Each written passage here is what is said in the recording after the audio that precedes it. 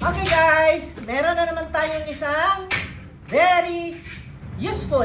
It is a very essential one. Item na galing sa TikTok. Ito'y nakuha ko kay binili ko under the name of this vlogger na sikat si Kamang yan.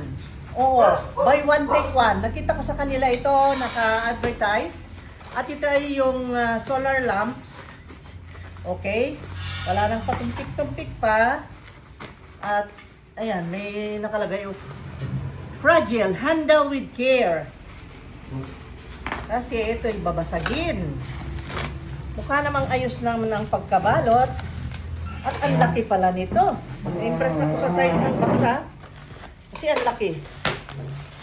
Ito kasi ay needed natin para sa household natin. Mga mamshis, ito po ay solar.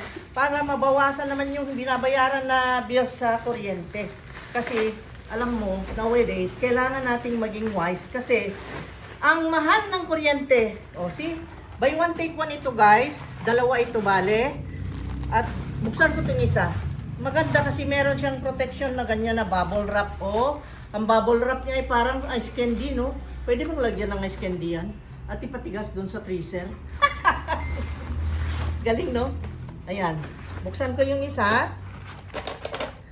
Para makita natin, ha? I'm excited kasi maganda ang pagka-describe niya. Si Kamang yan. Oo. At ito'y, affordable lang. Na-impress ako kasi malaki-laki. Ayan. Ito. Ayun, malaki nga. Totoo. Totoo nga malaki. Look. Bale, 1 foot. Itong length niya. Tapos 1 foot by 10 siguro. Ganyan. At light niya, ganyan. Tapos, meron siya ditong insertan ng wire. At ito nakita ko meron siyang telecommando or remote. Ayan, meron siyang remote. At sabi niya dito is IP68 solar lamp. Ayan meron siyang mga ganyan. Ayun. Okay, buksan natin to. Ito yung